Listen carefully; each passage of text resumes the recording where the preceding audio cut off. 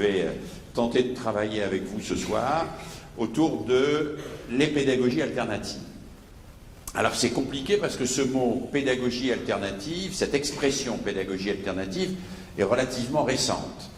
Elle est beaucoup plus récente qu'une autre expression qui, me semble-t-il, est tout aussi porteuse de sens et sur laquelle je vais intervenir d'abord, qui est l'expression éducation nouvelle.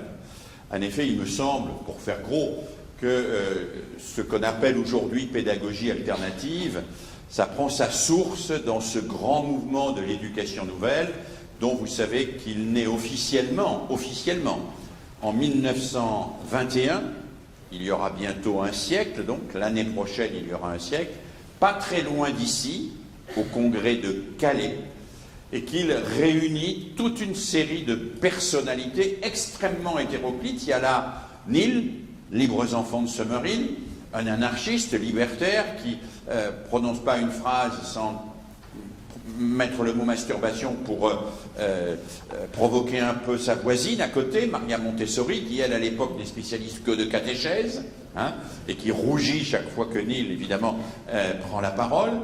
Il y a aussi là des gens comme Célestin Freinet, il y a des gens comme Jean Piaget, le psychologue célèbre Jean Piaget, qui est venu de Genève.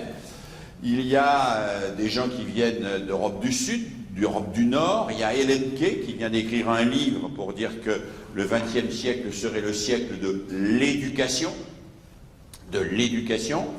Et tous ces gens-là sont réunis avec un même idéal, qui est un idéal lié au traumatisme extrêmement important de la Première Guerre mondiale, de la grande boucherie de Verdun.